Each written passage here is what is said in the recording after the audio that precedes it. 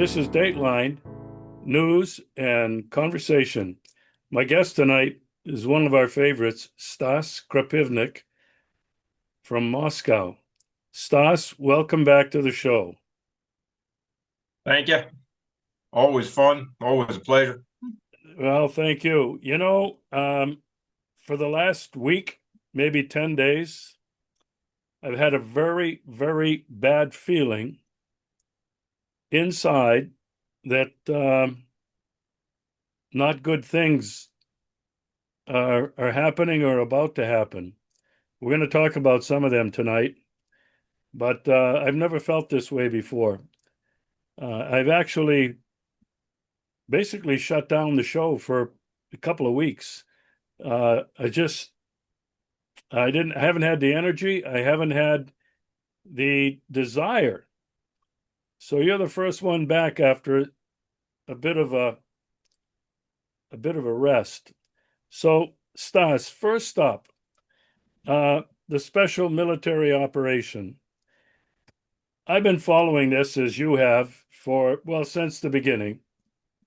And I have to ask you one major question. I keep reading on RT, on some Telegram channels that I follow, that Ukraine is out of gas. Ukraine is almost done. I mean, people have been saying this now for weeks. It's almost over.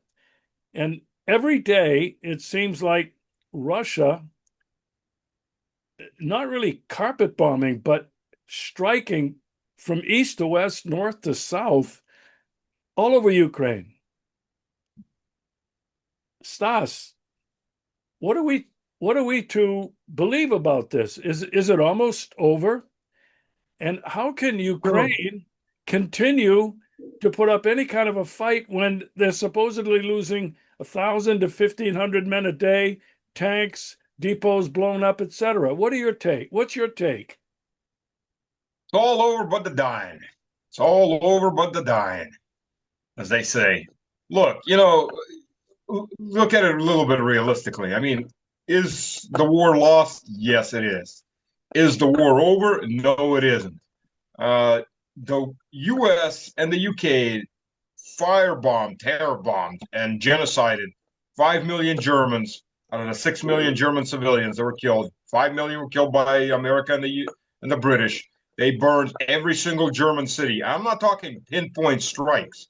I'm talking mass firebombing that came in three waves. The first wave was high explosive.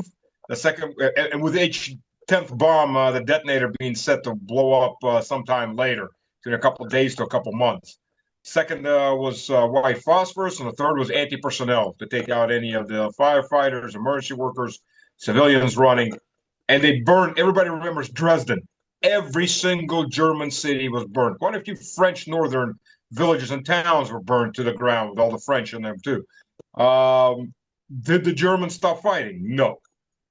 400,000 Soviet soldiers died taking Berlin. Many or more Germans and German fight for Berlin, defending Berlin. The war was over. That's it. It was just Berlin. The last German field army was being burnt alive south of Berlin. They were caught in a forest, and we firebombed that forest. And they just wiped out what was left of the last big German field army. But they still fought, well, right to a point where Hitler committed suicide. So, yeah, was the war over? Oh, hell yes, the war was over. So, is the Ukraine war lost? The Ukraine, absolutely, it's lost. NATO could come in right now. We can have a full war with NATO. It'll still be over. We will still destroy NATO. We just have to go all out for it. Will the dying be over? No, not for quite a while. So no, and no, getting to the Dnieper isn't going to end this. The Dnieper isn't the Atlantic. It's a wide river, but it's a river. You can still shoot across it pretty easily. So until Zelensky's head is on a spike, and I quite literally mean that, or at least he's lying dead with at least a bullet in the back of his head or a couple in his chest, along with his all his compatriots, at least the ones that get caught or hanging on a rope. Until these people are deader than dead, and they've had their come to Jesus moment, quite literally, this isn't going to be fully over because those people have to be, they have to pay for what they've committed. They have to pay for the crimes they've done. So is the war over? No. Is the war lost? Yes. And there's going to be a whole hell of a lot more dying before this is done. And maybe a whole hell of a lot of Europe is going to be doing that dying too before this is all done. And they'll still be lost. There'll just be a lot fewer Europeans left. Trump has been wanting to end this thing. And, we'll talk about Trump a little bit later, but he's been flip-flopping on everything. One day he's buddy-buddy with Putin. The next day he's telling Putin is crazy and Zelensky, is not doing what he's told, blah, blah, blah. What's your take on Trump's real influence on... Well, go ahead. I was going to say, you say Trump wants to end this. Does he really want to end this? I don't see a permanent look. A ceasefire would definitely not end this. No war ends in a ceasefire. Most ceasefires never lead to an end of a conflict. Let's just begin with that. Realistically speaking, a ceasefire occurs when both sides have fought themselves out to the end, or some other power comes in there and forces them to stop because the U.S. has no power that can stop to do anything to Russia. They can declare war on Russia and short on nuclear weapons, get their asses kicked very severely. But other than that, that's it. So, and the U.S. is a direct participant in this war. This is not a proxy war. This is a coalition war. They are direct participants along with the rest of NATO. NATO is directly fighting Russian soldiers in the battlefield called Ukraine. They may not be wearing, except for the instructors, NATO patches. Well, quite a few of those French are wearing French parachute badges and other things. But they are fighting, and they are fighting. I mean, look, when Haxeth said to the U.S. Congress, we took the anti-aircraft systems out of Ukraine and moved them to Israel. Did anybody take the next logical leap and ask, how did you take those systems out of Ukraine? Because if they were in Ukrainian hands, the Ukrainians would have never given them up. They ain't got enough of them. Anything even close to being enough. All of NATO has about, by NATO's own admission, they have about 25% of the anti-air they need. And the missiles are pretty much running out, even without Israel. Nobody bothered to ask them, and just how were you able just to turn around and take them all out that quickly? I'll tell you how. Because those weren't Ukrainians operating those. Those were American soldiers operating those systems. Whether they were shit-dipped as mercenaries or not, they were still American soldiers. They just turned around, moved their equipment, collected their equipment, and drove out of Ukraine. And then got flown down to Israel, along with the THAAD, one of the only five THAAD batteries in the world that's sitting in Israel with a full complement of American soldiers waiting to get whacked. So right there, if Trump wanted to stop this, he could have stopped this at any time. He could have stopped the drawdown off of those Biden funds as president. It's just a signature away to stop it. Does he want it? No. He wants a timeout. Look, Trump built the Ukrainians up to be an offensive force. It was Trump and his beautiful javelins, as he reminds everybody. Trump gave him the weapons. Obama didn't go that far. The only thing Trump didn't get to do was push the button and get the war rolling. He lost the elections more one way or the other, and Biden got to do the honors of pushing the button. But this has all been rolling steadily since George Bush Jr. At least, actually with Clinton, one president after the other, regardless of whose mug is on the picture hanging on the wall. It's been one endless process to destroy Russia. Not the Soviet Union. Breaking up the Soviet Union was just step one. Step two was breaking up Russia. So, yeah, I highly doubt he actually wants to stop this war. He wants to extricate America out of it in order to sell weapons to the Europeans, get the money up front, and give them all the weapons they need to keep this war going. War is a racket? Yeah, it is. It's big money. Very big money. Yeah, Stas, you said it very clearly and bluntly. Trump, the United States, and NATO own this. It's their war. A few months ago, when we did a show, I was really surprised. You made a prediction that within the next 4 or 5 years, Russia would be at war with NATO. And everybody from Macron to this Merz in Germany are beating the war drums now. They are outwardly saying that they are or will be at war with, they need to prepare for war against Russia. You still hold to that, Stas? Oh, absolutely. The Poles are getting a little nervous because the Germans want to have the biggest army in Europe, no, in non-Russian Europe now, as opposed to the Poles. And they always get the wry end of that deal because their ego carries them too far and they screw themselves. But you know, look, what did Hitler say when Hitler went to the Reichstag? Let's not forget that Germany was a republic. Yeah, it was a pretty dictatorial republic, but it was still a republic form. So Hitler had to get permission to start the war. Of course, he was going to have pretty much 100% going to get the permission. It's a rubber stamp parliament, but he went to parliament and he laid out the reasoning.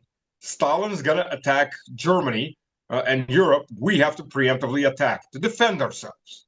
Now, Stalin had no desire to attack, but it's the same thing, by the way, we just heard 5 days ago. We have to attack Iran because they want to have nuclear weapons, which they're not making, and we have to defend ourselves from the nuclear weapons they don't have and aren't making. It's a typical Western bullshit, and Israel is a typical Western state. So yes, they'll start a war once they get their toys and the meat in rows. They will start a war because why have the, as Albright said, why have an army if you can't use it? Wow. Which is always said by people, by the way, who never served for the most part and never been and seen any action, and keep their fat asses. I'm sorry for the wording, but they keep their fat asses close to the hearth and keep them nice and warm. They don't have to sit in the trench anywhere. Never have. They're the ones that really like war. Oh, and their kiddies don't ever have to fight either. Benjamin Netanyahu, prime example. Where is his little boy? Who's about 30. He's living for Israel in his mansion in Miami. Yeah, well, that's the way it's always worked. The people who send our kids to war don't go to war, and their kids don't go. Oh, no. I disagree. I disagree very much. And I'll tell you, because it doesn't work that way with Russians, and not just during the Soviet Union or before that. I'll give you one for example right off the bat. Alexander III, during his entire year, not one war. You know why? Because he fought in one of the Turkish wars. Because he fought. He wasn't just there. He was a combat officer who fought against the Turks. He knew what war was. He was the younger brother. He wasn't ever supposed to become czar. His brother Constantine died, or was it Georg, I think it was. Constantine was the older brother of Nicholas II. Nicholas II was supposed to be czar either. The older brother also died. Stalin is a prime example too. Stalin's both of his sons fought. The oldest son was an artillery captain. He got taken prisoner. The Germans were willing to trade him for a couple generals. Stalin said, "We don't trade junior officers and enlisted for generals." And Stalin's oldest son committed suicide. He ran for the fence. The Germans were trying to stop him. He made a run for it, and they wound up killing him. He did it on purpose to make sure he wasn't going to be a pawn. The younger son was a pilot. He flew without a parachute. If he got shot down, he wasn't going to be a pawn for the Germans. And Russian czars. I mean, look, Peter the Great, 7 foot tall, in an era where your average man was about 5'4". 7 foot tall, led from the front with a saber. He led his formations against the Turks, against the Swedes from the front. You want to talk about a big target? So no, it hasn't always been that way. It used to be where people had skin in the game. Now, the modern European, the modern Western leadership has absolutely no skin in the game. Their kiddies don't fight. They don't fight. Maybe their granddads fought, maybe, but they don't. So in the West, no, there is no skin in the game for these people. It's all the little people they get to go die off, not the elites. No matter what party they call themselves. Yeah, well, I was referring to the Western and specifically sorry then. the Americans, but I'm glad that set you off, and you set the record straight as far as Russia is concerned, and that is true. There's untold millions of Russians Soviet people, Russians, and from the monarchy that have died. I mean, literally millions with against the Swedes, against the Ottomans, the Turks. I mean, it's been one invasion after another. I'm hoping that this invasion, this attack, ends the very same way with a unequivocal Russian victory, and that's what I'm hoping for. Look, you know, only the laziest people in Europe haven't taken a whack at us, either alone with themselves or in coalition. If you count the countries that were in Napoleon's army, if you count the countries that were in Hitler's army, I'm not going to count the Germans in World War One because they pretty much was just Germany, Austria-Hungary, that type. They didn't have a whole Europe against us. But if you look at the coalitions, Europe has been invading us since 1012 AD. Let that sink in. I'm not talking Swedish raids and Russian counter raids. They were going on 200 years before that. But an actual allied invasion of Russia. They took Kiev. They took a couple other cities from Vladimir Krasnosonce, Vladimir equal to the apostles who Christianized Russia. It was Vladislav Hrabry, the Prince of Krakow, what was Poland in those days. I mean, Poland wasn't fully formed. It was, and his Holy Roman Empire allies, various Germanic and Italian states. So it was the first pan-European army to march into Russia 1,013 years ago, and it hasn't ever stopped since then. So we'll say, oh, why are Russians so upset? We're just moving some bases right up to your border. Well, I don't know. Frick. 1,000 years of you bastards, of us having to bury whole generations of you bastards. And the thing is, oh, the Russians always attack us. No, we just massacre you here and then follow you home and give you a little payback. But for some reason, they only remember that little payback. They don't remember why it started. Well, you know, if you didn't, like for example, even with the Poles, the miracle on Warsaw where they stopped the Red Army. Yeah, okay, yeah, they pulled it off. They kind of forget the miracle under near Kiev, where their army was wiped out half a year earlier because they were invading. It's just that that portion of the Red Army followed during the Russian Civil War, followed them back home to Warsaw after breaking them in Kiev. They don't seem to remember that little part. You know, who started this? It's the same thing constantly. Who started this? And it never looks good for the other guys. So, you know, that's a little bit of interesting history there. Yeah, well, Most of Russia's wars were defensive, that turned offensive. well, thanks for the history lessons, Stas. It's always good to repeat it, and it has to be repeated over and over and over again because, as President Putin keeps saying, the West, the United States, keep rewriting, revising history, and when you do that, you really are well. It's part of the propaganda, and it's part of preparing for war. Yeah. You know, I mentioned to you at the top that I had this really terrible feeling that something was going to happen. During the special military operation, in the last several months, since Trump got elected, I started having this feeling that this is not going very well. But then just last week, it's like this can't get any worse. Israel Israel attacks Iran. Now, the background to this is that Israel has been committing genocide in Gaza and Palestine, and not a peep out of anybody. Oh, a few pious words from different countries, you know, oh, this Israel shouldn't be doing this, whatever. But everybody's been supporting Israel. And now Israel attacks Iran, and Donald blabbering Trump is right in the middle of this. Stas, I mean, I didn't think it could get any worse or any crazier. But Trump now and Bibi are talking openly about taking out Khamenei. They are talking about destroying Iran. And then on the other side, Iran seems to be hitting Israel Tel Aviv, Haifa, occupied territories seemingly without any resistance. Stas, I don't know if you've had the same feeling, but I don't have a good feeling about how all of this is going to end. You know, Regis, you're not Russified enough. I'm sorry, but I have to break that news to you. You're not Russified enough. Because what you just said was, I didn't think it could ever get any worse. Every Russian knows it can always be worse.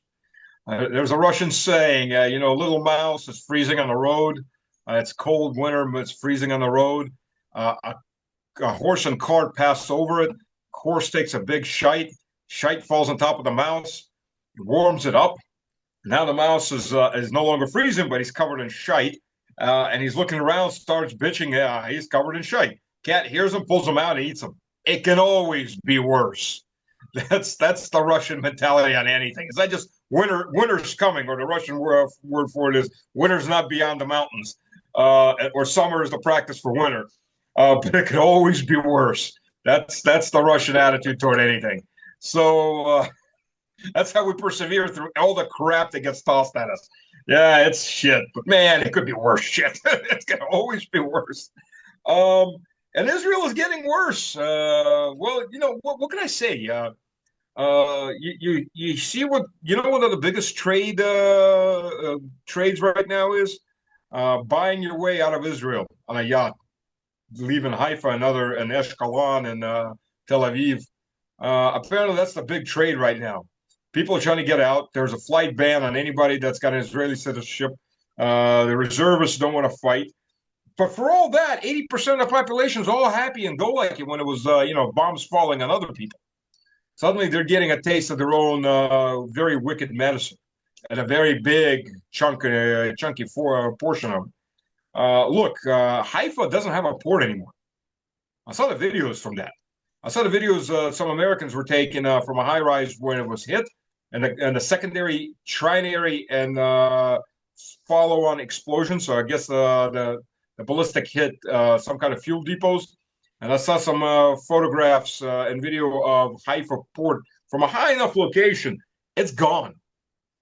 I mean, every building, everything on there is gone. Half the cruise ships are damaged. They were sitting in the port. That commercial port is gone, or a good chunk of the commercial port is gone. And that's, by the way, how the U.S. can flood Israel with all the money they want, but you can't get food in. They don't grow enough. They can't get a lot of other products in without having an active port. And Haifa was the biggest port. That's one. The ballistics that Israel is getting hit with, these are some big mother hunking missiles, because they're taking out quite literally a block at a time. I mean, it looks like Gaza after about a month in some of those areas. It's payback. They're getting the people that used to go out there and picnic outside of Gaza and watch it getting blown up were the settlers that would come over from the U.S. and were taking cruise ship lines off the coast of Gaza as Gaza was getting bombed and showing their children at night, we'll live here once they're all dead. And they're videotaping this, and they're putting these videos out. They're proud of it. It would be the same thing as giving the SS or giving the camp guards telephones as they're gassing guess whom, various people, and go, well, look how proud we are of this. It's the same thing. It's the same thing. They're cruising and they're going back, and you can see Gaza just explosion after explosion after explosion. Like, yeah, and they're little kids. They're preparing them mentally already, and they're standing there watching that. It's the same thing, except now it's flying into Israel proper, and now they're feeling the same pain as they were putting on everybody else, and they're freaking out. They're totally freaking out. So whether or not Israel descends into a civil war, we'll live and see. It's on the edge of collapse. The problem with anti-aircraft missiles is they're a lot more expensive and harder to build than ballistics. And I'm not talking about hypersonics that are coming in or cruise missiles. Just plain old ballistic missiles are a lot cheaper to build than anti-aircraft missiles. And when you got to figure you've got to build about twice as many anti-aircraft missiles as you've got targets coming in, because normally it takes 1 to 2, sometimes 3 missiles, on average about 2 missiles per target. You've got problems. You got big problems. and they're hitting what they normally the tactic is you send in dumb ballistics, or you send in drones that are there for one reason. They're there, well, two reasons. They're there to draw fire. They move out, draw fire. But when they draw fire, it does two things. It lights up the radar because the radar has to light up and pick them up. So it identifies where the radar is. And then when the launchers fire, it uses up the missiles on the launchers and also identifies the location of the launchers. So if the follow-on is guided cruise missiles or drones, they now have targets to fall in on. They've got radar and they've got launchers. I mean, you could put a launcher and cable link it or just Wi-Fi it. You can put it off 200 meters away from the radar systems. But once they launch, they've identified. So unless they're moving, relocating, and a lot of those launchers are trailer-based launchers, depending how close the second wave is behind those dumb decoys, effectively decoys, you can take out quite a few launchers. There's videos of those launchers getting destroyed. There's a reason why the Israeli, and I agree with them because it's basic military censorship in any time of war for any country. You don't want people putting videos out of hits, and you don't want the enemy to see what's going on. We've had the same problem in Russia. Dumb people. Oh, look, there's a military convoy as I'm passing this village, and not necessarily to help the Ukrainians, but they're look how cool I am. I'm in front of a tank. Well, guess what? Those accounts get read too, or watched by a lot of different people. And you don't know who's also watching it. So that's a normal portion. But the videos that are making out, Israel is getting hammered. It's getting hammered hard. And the West is almost out of anti-aircraft missiles. Not Israel, not the U.S., the West is almost out of, you got to remember one thing. American weapons manufacturing isn't there to make a good weapon. It's not there to make an effective weapon. It's there to make effective streams of income. Income streams, baby. That's the name of the game. I sell you a launcher, you buy the missiles, basically. Now you need missiles. The same thing as I sell you a coffee maker, you got to buy coffee. Or I'll sell you the printer for cheap, and I'll make my money off the paper, and I'll make my money off of the cartridges. And the money off of just a Patriot missile is $5 million a pop. $5 million for one missile. Up to 36 missiles in one battery. So actually, it can be up to 12 launchers with 4 missiles apiece. So up to 36. I'm sorry, 48 missiles at $5 million a pop. yeah. Do the math on that one. That's $500 million in missiles. And the thing is Raytheon, they flexed up their manufacturing capacity 2 years ago, year and a half ago. Yeah, I guess about 2 years ago now, because there weren't enough missiles, and they were able to flex themselves up by 10%. That's it. And the reason is because they're hand manufactured and not automated. That makes them more expensive. And they're maximized once they up 10%, they were able to manufacture 660 missiles. And that's not a month. That's not a week. That's a year. 660 missiles. That's 2 missiles a target, 330 targets. It's about 3 days in Ukraine. 2 days right now in Ukraine. So yeah, that's yeah. And you want any more production, you got to build an automated manufacturing plant. That's expensive. It's going to take a year to 2 years to put up. It's not making shells. And shells, it took a year and a half to expand the double production. It's still not that high, 65,000 about. The new factory in Texas is automated. It's a big difference. That's for 155 millimeter artillery shells. This is missiles, whole different level. So no, they don't have it. After that, it becomes just a slugging match. And Israel has very quickly figured out that it bit the boar in the ass, or in this case, the lion. And that lion's turned around and it's about to take it out because it's got a lot more ass than Israel can bite. And it's got a lot bigger claws than Israel has, short of nuclear weapons. Israel is a small territory. Even if you miss, you're going to hit something for the most part. I mean, you're not dealing with a huge country. And Iran has over 10 times the population of Israel.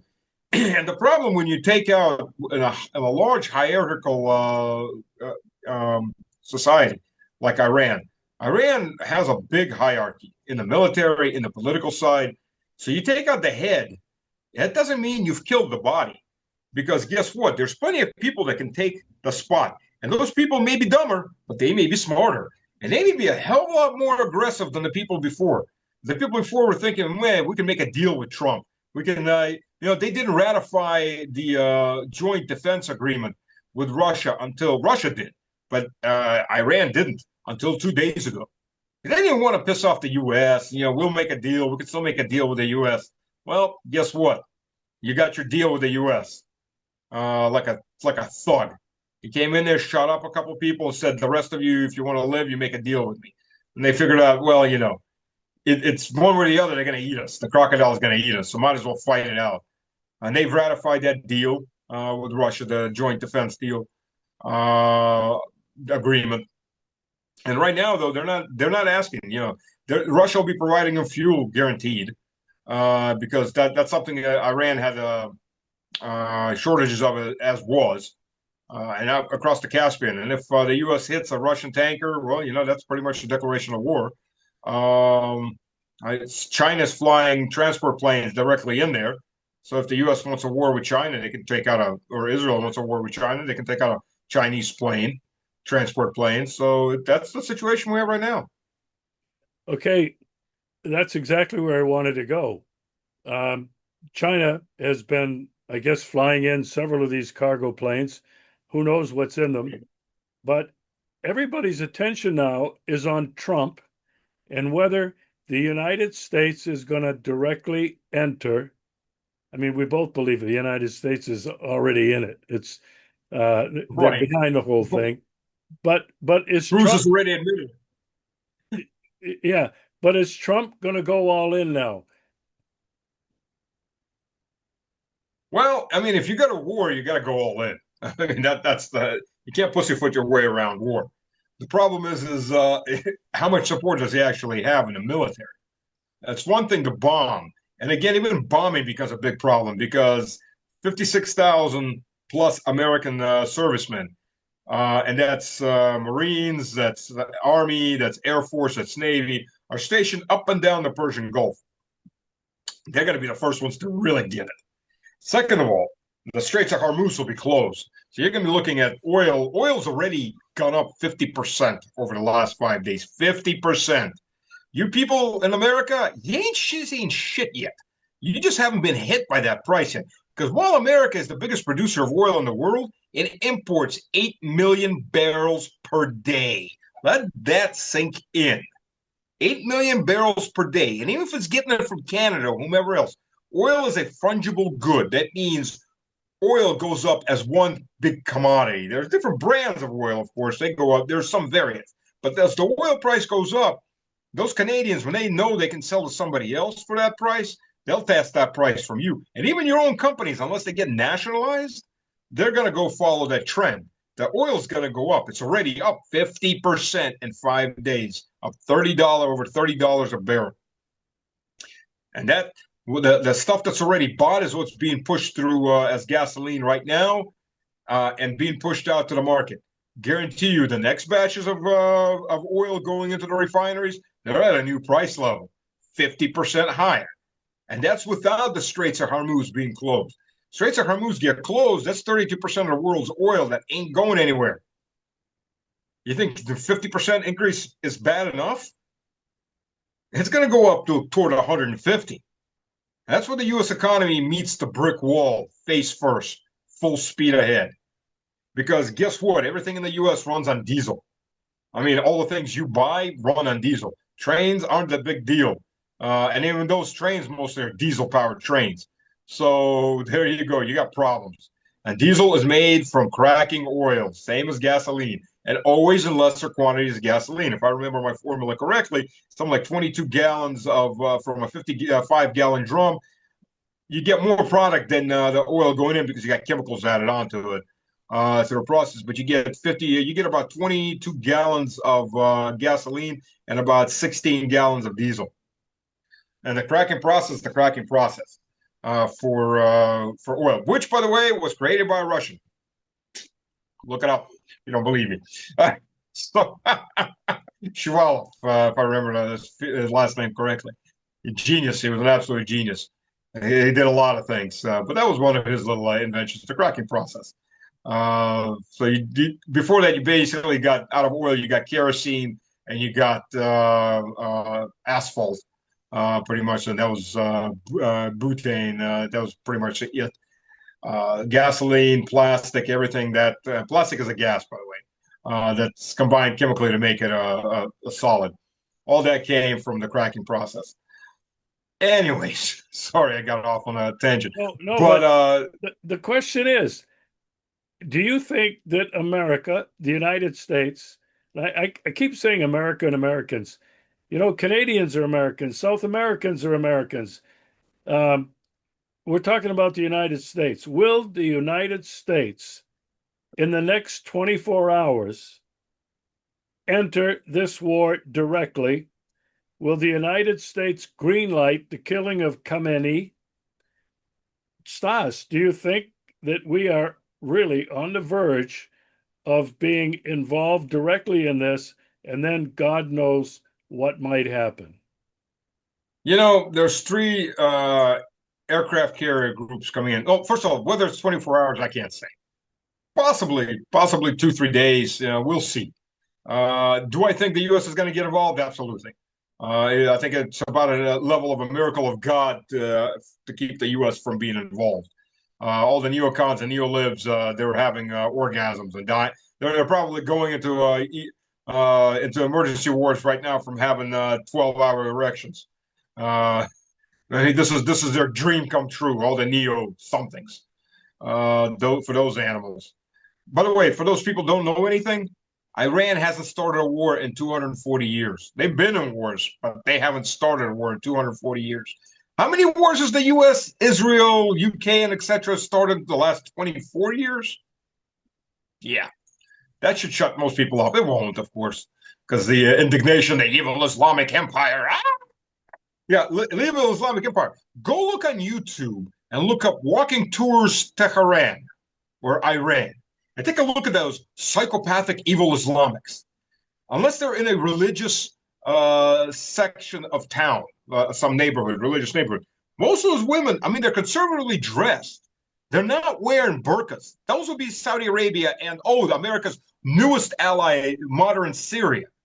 My only question on that, when Trump squeezed the hand of Jelani, did he lick the Christian children's blood off of it, or did he wash it off of it? Because as Jelani was visiting America and being buddy-buddy with Trump there, Trumpy boy, his men were mass murdering Alawite and Christian women and children. Christians, all you see, all the people who beat their chest are Christians, and they're for God. They're murdering Christians, and you're freaking over there. Your fucking president is over there shaking the hand of a mass murderer of Christians. Unacceptable in any kind of situation. And don't beat yourself in the chest. You're a good Christian. You're not. Because you didn't do anything to stop that. You didn't say anything about it. You sat on your ass and you felt good about it or something else. Sorry. There's 10,000 refugees right now on the 2 Russian bases in Syria. Women and children. That animal that America kisses the ass to, removes all those sanctions off of, along with those subhumans in the Euro trash land, in Euro Parliament, removed all the sanctions off. That animal that's butchering Christians. There is no excuse for that. So-called Christian countries, Satan countries. The West is a satanic entity. And there's nothing else I can say that, because there may be Christians in that satanic entity, but it's not a Christian country. It's not a Christian entity. Anybody that supports mass murders of Christian women and children, there's a begin with that. You look how those women are dressed on those walks. They've got jeans on, they've got shirts on. Some have scarves on. A lot of them are wearing scarves on their shoulders. Others just have their hair. So this isn't covered from head to toe. This isn't a stereotype that the U.S. pushes on everybody. Oh, this is Iran, or like, oh, Russians are all alcoholics, or all the other crap stereotypes that the West pushes. Go look it up. It's not hard. Just type it into YouTube, and there you go. You see what Iran really looks like. And nothing compared to what America sells to everybody, or Israel sells to everybody. So you're right off the bat. Who are you dealing with? You're dealing with totally different people. So yeah, they may kill Khamenei, but by the way, if Iran wasn't developing nuclear weapons, they will have one soon. If they don't have one, because they have no choice now.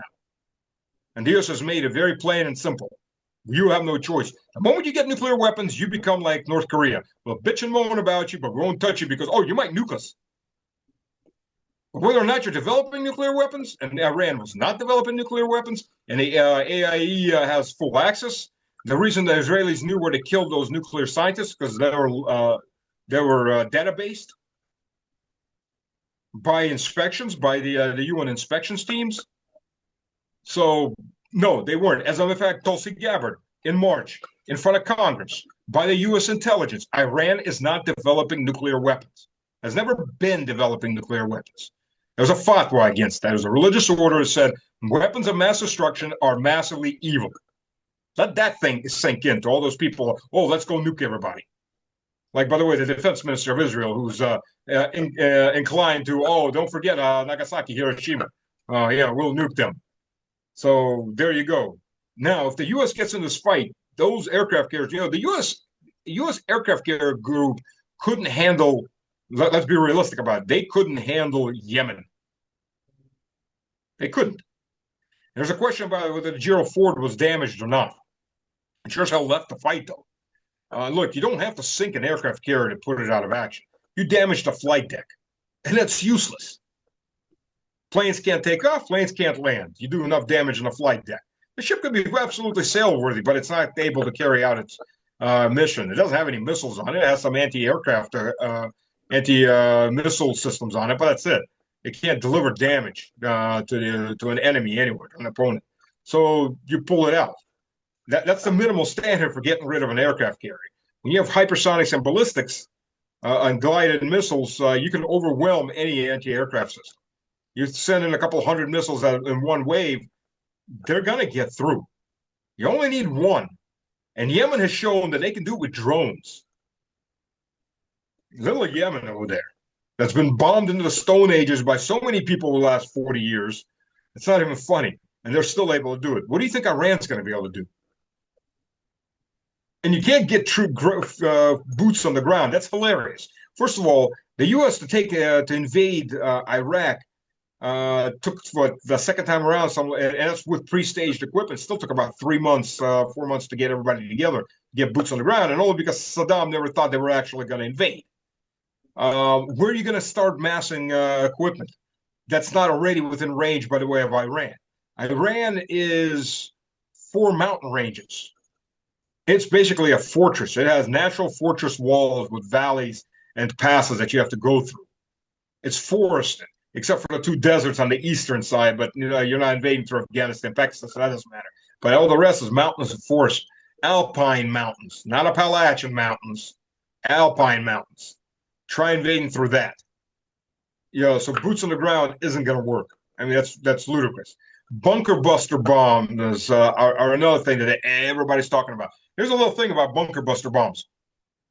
They're very heavy with a mass amount of steel. So you got a 30,000 pound bomb with about 5,000 pounds of explosive in it. The rest is this massive steel head that helps it penetrate. Problem is, first of all, you have to know exactly where the shaft is for it to penetrate, right?